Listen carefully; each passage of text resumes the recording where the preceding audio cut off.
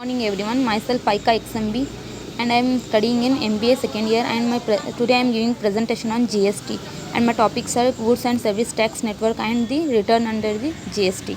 First of all, we have to know about the Goods and Service Tax Network meaning. Short for Goods and Service Tax Network is a non-profit and non-government company. It is a non-profit and a non-government. It is not a government company. It provides shared IT infrastructure and services to both central and state government, including taxpayers and other stakeholders. The registration front end services, returns and tax payment to all taxpayers will be provided by GSTN. In a nutshell, it will be acting as the interface between the government and the taxpayers. It provides the share to the state government as well as the central governments. And the registration front services, returns, payments to the taxpayers will be provided by the GSTN. The structure of GSTN. The GST system project is one of a kind and complex IT initiative. What makes it unique is the way it seeks for the first time to establish a uniform interface for the taxpayers and a common and shared IT infrastructure between the central and state. Talking about the structure of it, private players have a share of 51% in a GSTN and the remaining is owned by the government. The authorized capital of the GSTN is rupees 10 crores and or in dollars $1.6 million, out of which the percentage divided equally between the central and state government is 49% and remaining is with private banks. The key features of the GSTN is, first one is the National Information Utility. The GSTN network has been considered to be a trusted national information utility. It is the network is in charge of providing reliable, strong as well as seamless IT infrastructure and information passing. And second one is the ownership. It is a primary partially owned by the central government is 49% and the rest by private players is 51%, which includes banks and financial institutions. And next one is the robust infrastructure and complex operations. The basic function of GSTN is to help taxpayers to register themselves, make tax payments and claim GST returns to generate business analytics among others. Furthermore, the network is also responsible for calculating and settling the integrated GST, that is IGST, integrated GST along with the input tax credits. Information security. A major share of the GST network is owned by the central government as well as compared to any other individual players. Payments are done by the either online or offline. The GST network has provided the taxpayer the option of payment through both online and offline methods. The online payment can be availed through internet banking. The RBI has allocated certain agency banks for the purpose with the authority to collect payments made in favor of GST. The RBI is providing the online payment, that is internet banking, and the online payment system is the taxpayer can also make payment through offline methods, that are the government has also made the provision of payment of GST offline via over the counter payments. You can directly visit the respective bank to make the payment for GST. Bank will further notify the RBI as well as the GST portal to update all the relevant details. And next one is the expenses. The user charges will be paid solely by the central government and the state government is equally proportioned or 50-50 on behalf of all users. The state share will be then divided into individual states according to the number of taxpayers in the states. And next are functions of the GSTN. The GSTN is basically the front end of the IT ecosystem for taxpayer and thus forms a channel of communication for the government and the business taxpayers online. The total number of invoices processed by GSTN per month sum up to more than 2 billion, and moreover it also processes the return for over 65 lakhs taxpayers counting. Here are some of the major key responsibilities that the GST network is in charge of the following. First one is the registration.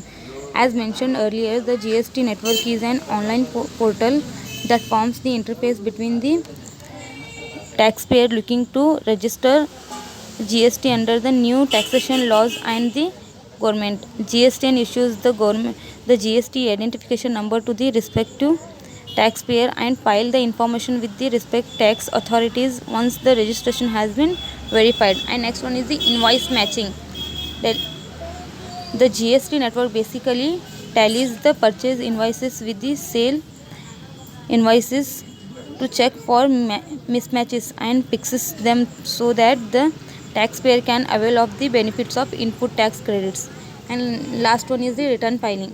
The services of GST network includes processing and forwarding the returns to both the central and the state tax authorities. The best and the unique thing about GST network is there is a uniform common return filing for all types of GSTs. The types of GSTs are SGST, that is state GST, CGST is central GST, and IGST is integrated GST. This in turn has eliminated the need for filing multiple returns.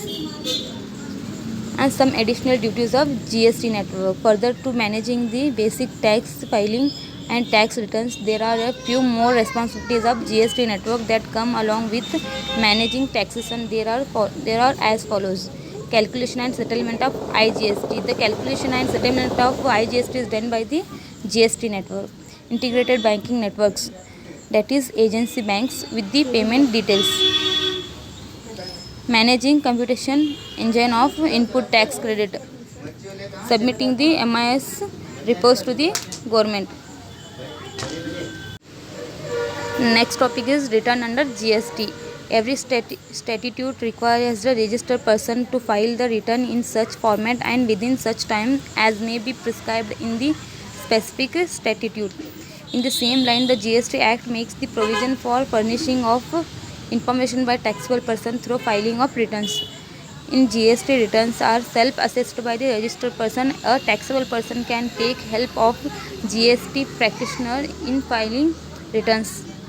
He can file return through GST Suvidha providers. The GST returns is a document containing detail of all income or sales or expenses or purchases which a taxpayer is required to file with the tax administrative authorities. This is used by the tax authorities to calculate net tax liabilities. The GST return has to file GST return that broadly includes the purchases, sales, output GST, input tax credit, etc. And the types of returns. First one is the GSTR1. The GSTR1 requires the